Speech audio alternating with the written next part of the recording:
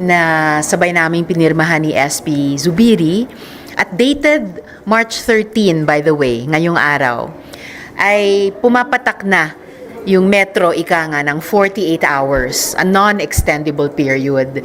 Nasa loob nun, upon receipt, no, sa loob ng 48 hours na iyon, kailangan mag-show cause, magbigay ng katanggap-tanggap na dahilan si Apollo Quiboloy kung bakit hindi siya dapat arestuhin at sa wakas paapirin na dito sa komite sa Senado. Pag hindi pa rin siya nagbigay ng maayos na dahilan, di paarestuhin na nga na siya ng Senado para mag-appear dito sa atin. Pwede ba niyang gawin yun through a written explanation? Sorry, written? Pwede po ba niyang gawin yun through a written explanation na hindi siya pupunta dito? Yung show cause order ay through any form of communication, kahit written.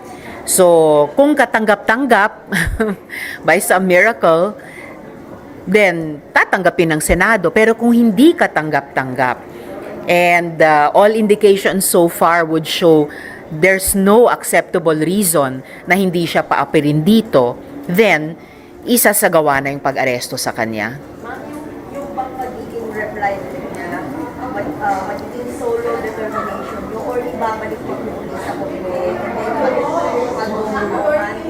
ay Yung show cause order ay communication ng buong Senado na at pinirmahan ng pinakamataas na opisyal dito ang Senate President.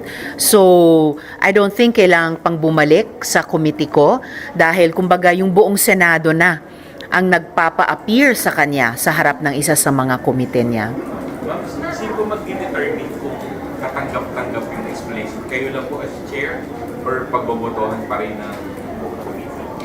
Pwede I could get back to you on that kung ano yung magiging proseso, pero by my common sense lamang, sa pag-uusap naming mga senador, kasama ako doon at syempre kasama pati si SP, madidetermine namin kung baga ano bang sense of the Senate, kung magpadala siya ng dahilan, kung katanggap-tanggap ba ito o hindi.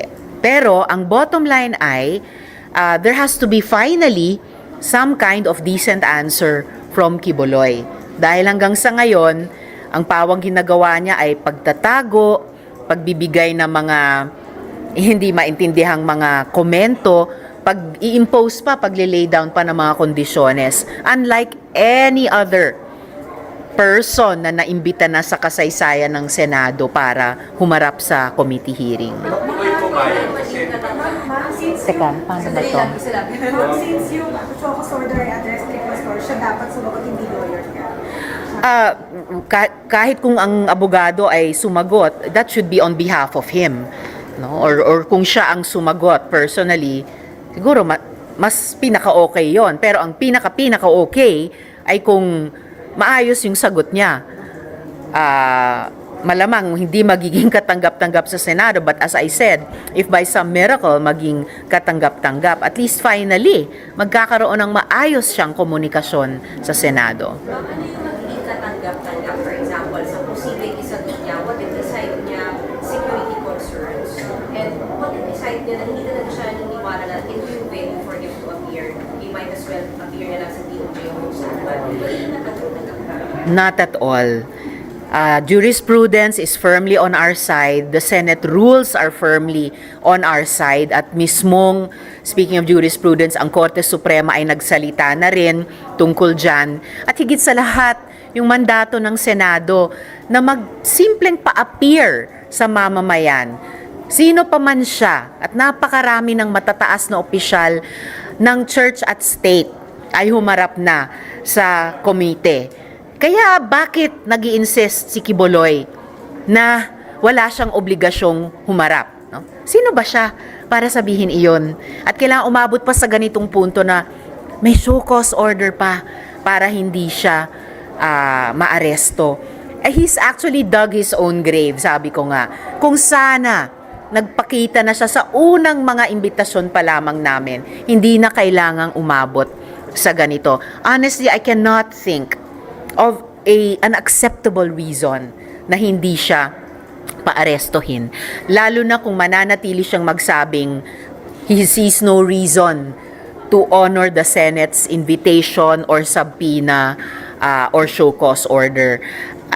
Pag sinabi niya yon ulit, dahil sinabi na rin niya dati, that really shows the highest disrespect for the Senate as an institution, na ibang mga institusyon ng gobyerno at iba't ibang mga mamamayan ay nagpakita na ng respeto dati. Siya yung pinakawalang respeto sa nakita ko pa sa tanang buhay kong nagtrabaho dito sa Senado. Kahit security reason ba? If he will cite security reasons, nandyan ang ating PNP, nandyan ang osaan ng Senado, dun sa mga ibang humarap sa Senado na nag-cite ng security concerns. Lahat po sila ay naalagaan, nailigtas para magbigay ng kanilang mahalagang testimonya sa Senado. Di siya naiiba. Sir Lee Sanguena, paano kung ang gamitin rason, medical condition or problem?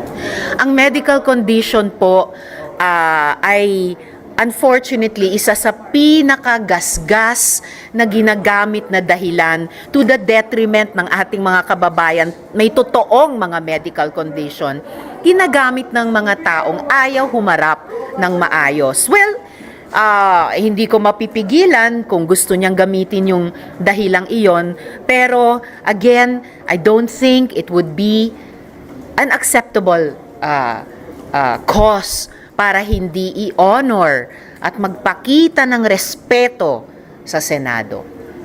Okay. Teka lang po galit. Sige, next, Jeff Escocio. Sorry?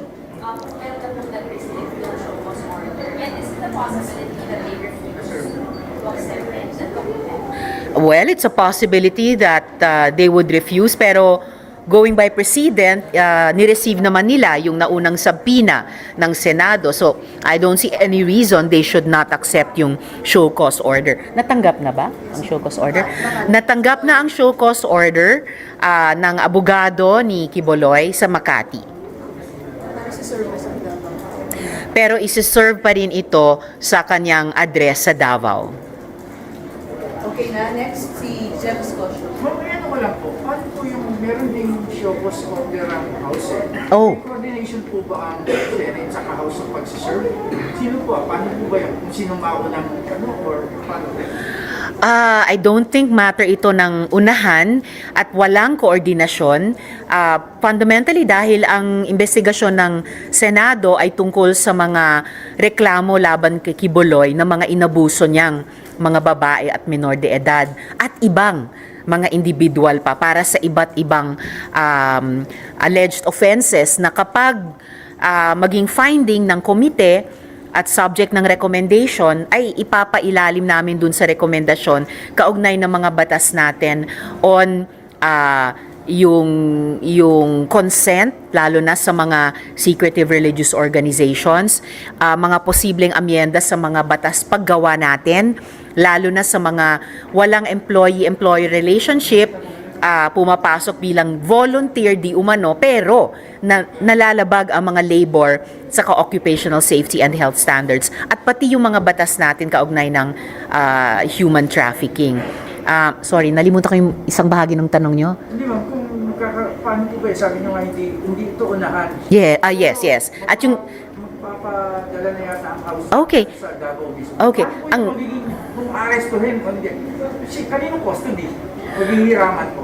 Hindi ko pa po alam. Well, actually, natanong po yung huling punto nyo, kung mapaaresto ng House, ay hihilingin ba ng Senado, paapirin din siya rito sa aming komite para sumagot ng ibang mga tanong. Kasi sa House naman, ang cause nila ay yung franchise ng SMNI. So, posible, kung ma-custody ng House, ay pwedeng hilingin ng komite namin, paharapin din siya rito. Or kung ma-custody ng Senate, ma-imagine ko na pwedeng hilingin ng House, at wala namang bar sa pagkaalam ko na magpakita ng ganyang interparliamentary courtesy yung dalawang kapulungan sa isa't isa. Okay, next, Marlon Guerrero. Okay po kayo pumayag na mag-release ng show cause order kasi you already mentioned that in previous Senate hearings, yung mga resource persons, hindi naman ito ginawa. Oo. Naglabas na agad ng arrest order yung Senate sa mga ibang resource person na ayaw. Is this a response to the concern of Senator Robin and other senators na dapat bigyan ng due process na si Kibuloy?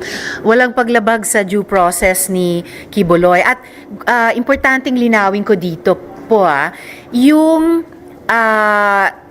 show cause order na ito ay para sa na hindi siya maaresto.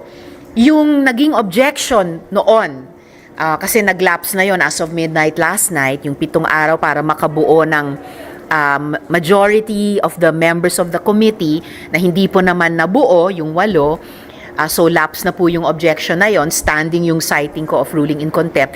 Yung unang hinihiling sana at yung unang naging in a way related sa objection, gusto sana nila na may show cause order dun sa contempt. So lipas na po yon kasi yung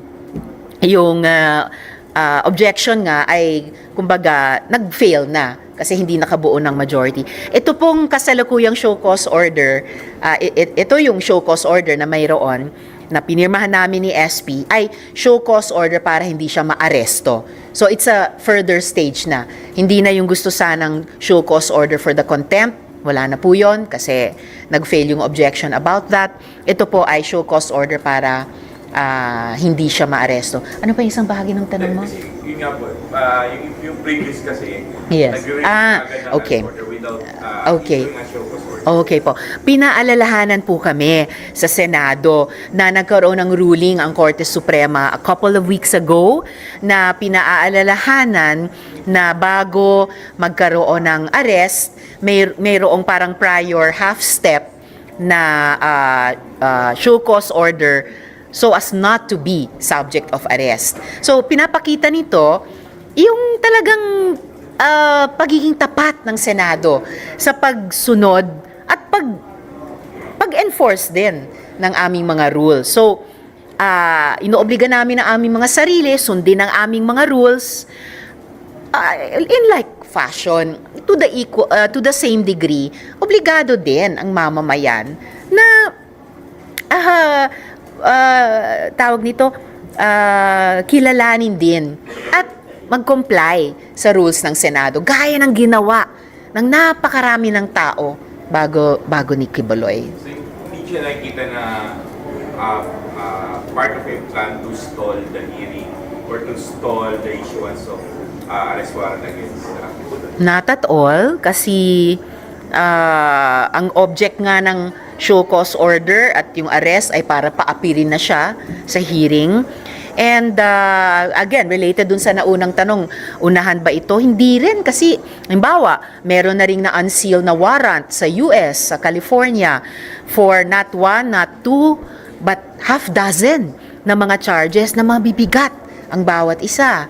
So, kaya nagiging posible na rin na ilagay sa red list ng Interpol. Bukod pa po sa pagkalista ni Kibuloy sa most wanted list ng FBI. Dito, naghain na ang DOJ ng 2 kaso laban sa kanya for human trafficking at saka for child abuse. Meron pang ang pending case on rape na on appeal pa sa DOJ. So, kumbaga, on different fronts, mukhang nagko-converge na yung mga landas, hindi lang ng iba't ibang bansa, pero iba't ibang institusyon dito sa atin na singilin talaga yung accountability niya according to each one's own rules. Okay, next, si Politico, Raymond. Ma'am, doon lang sa rally kagabi ng mga KOJC supporters na dinaluhan nila dating Pangulo Duterte at kapan ng mga senador si Bongo at Bato de la Rosa. Sa tingin nyo may anyway, maka-apekto ba sa pag-usig kay Ginoong Kibuloy? Yung mga ganong mga pagkilos? Hindi po makaapekto kahit pa yung pag-appear doon ni Duterte at ni VP Duterte. Lalong magtataka ang tao siguro, ako nagtataka, bakit nag-effort pa silang dalawa na dumepensa sa isang tao na akusado sa mga napakaseryoso at mabibigat na offenses laban sa mga pinaka-vulnerable sa ating lipunan. Mga batang pinilit ni Kibuloy maglimos, mga OFW na kinuha sa kanila yung remittances nila, hindi na umabot sa mga pamilya, nawalan pa ng bahay, ang katulad ni Miss Renita dahil di na mabayaran ang mortgage. Yung mga babae na paulit-ulit na ginagahasa, alang-alang sa appointed son of God. Sana yung effort nilang dalawa, binuhos na lang sa wakas pagdepensa sa ating mga mangingisda at mga kasundaluhan natin at Coast Guard laban sa pangbubuli sa China. So walang redirect or walang pigil sa patuloy na pagsingil ng accountability kay Kibuloy, kahit yung pagsalita nilang dalawa. At tuloy, dahil nandun si Duterte, di lalong maalala ng mga tao, yung bagong administrator ng mga pagmamayari ni Kibuloy. So lalong naging mas klaro pa na intertwined talaga ang fortunes nilang dalawa. Kasi kung ikaw, may pagmamayari ka, mag-appoint ka ng administrator, ibig sabihin, hindi mo na kayang i-administer ng sarili mo. And syempre, hindi mo ipapasa kamay sa kahit sino na lang. Somebody na may alam at may malasakit din sa mga pagmamayari mo. So, yun. Thanks. Next, DZRH review. Related to that, no? May naglabas nga ng sarili niyang video kahapon. Before the rally kahapon, may video si VP Sara.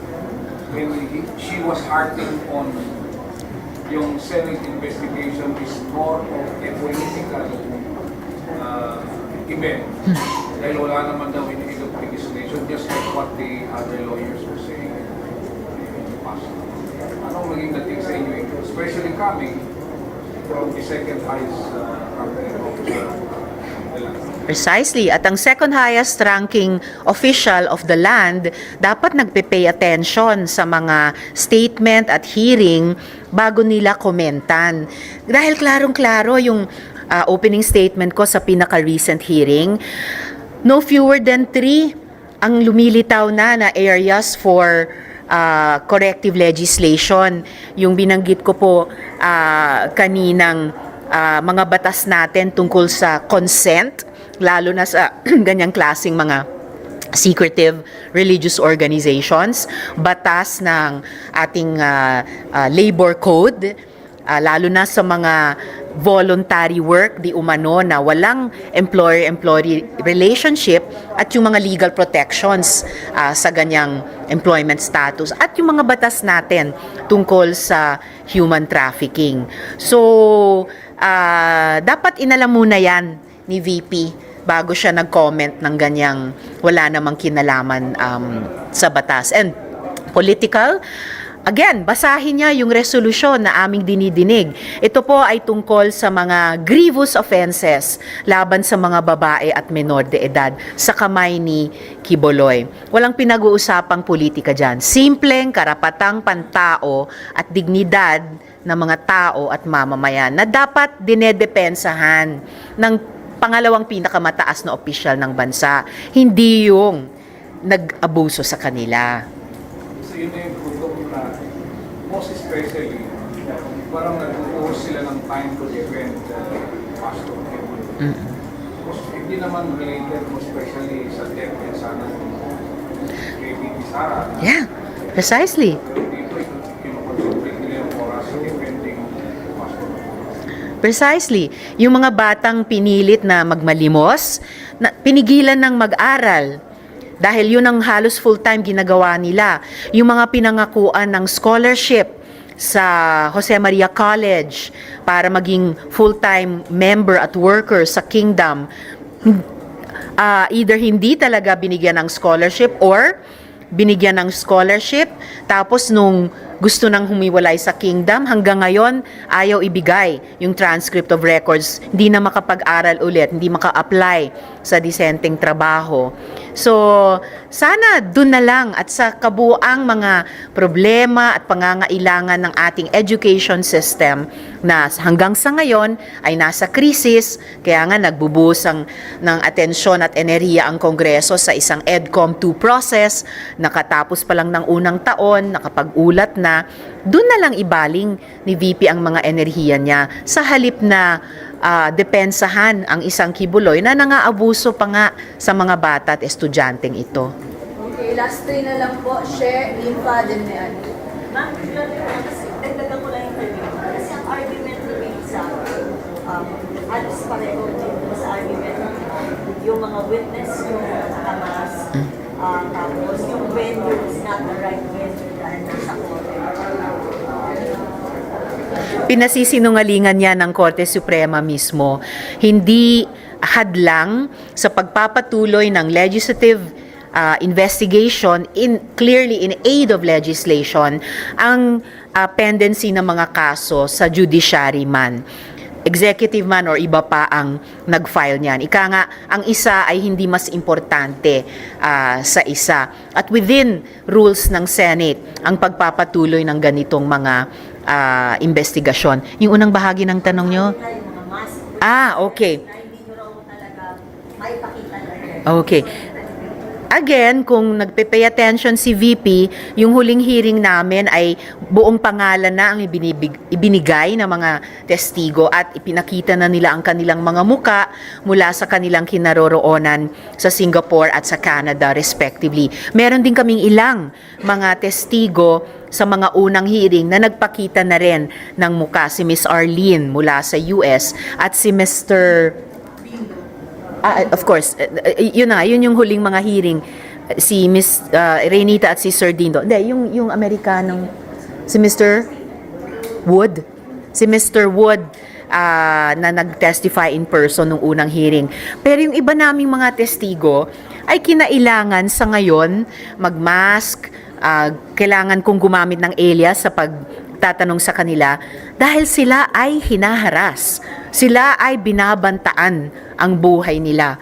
Binabantaan ng karahasan.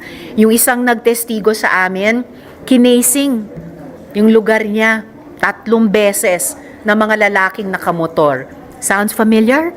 So, kailangan niyang lumipat ng ibang lugar para lang manatiling ligtas. Yung mga nagtestigong una, binunyag din naman ni Kibuloy ang mga totoong pangalan nila at mga photos ng kanilang mga muka.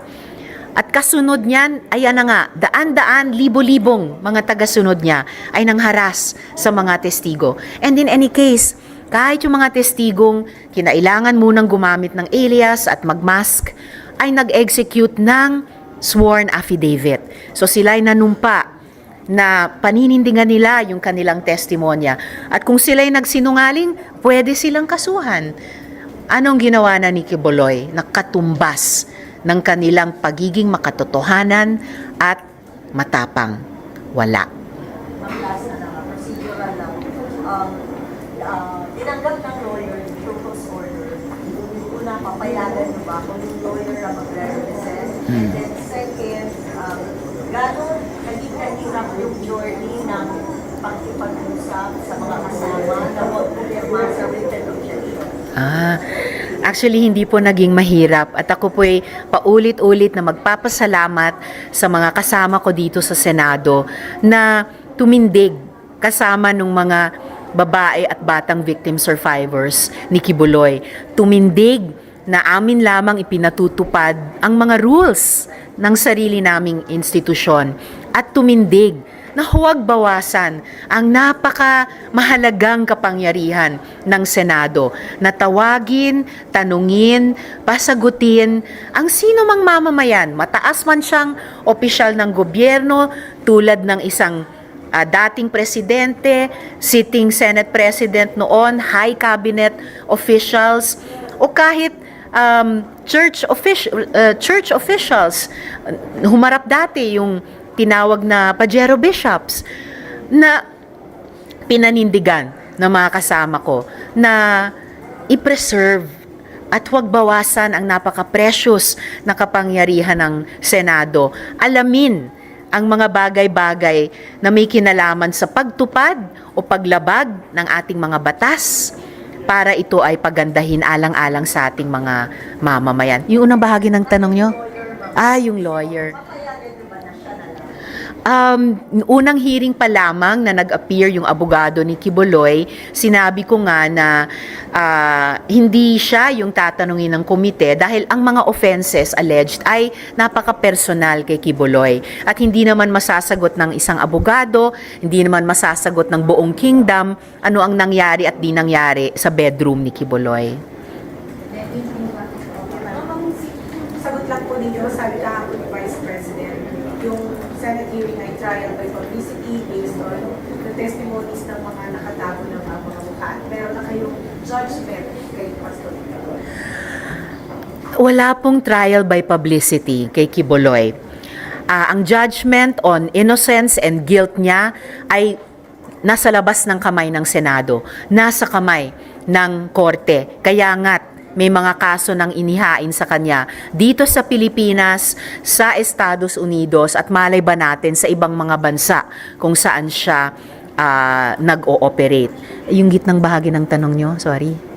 Yes, ma'am, based lang daw yung, may judgment na based sa testimonies ng mga past. Well, yun.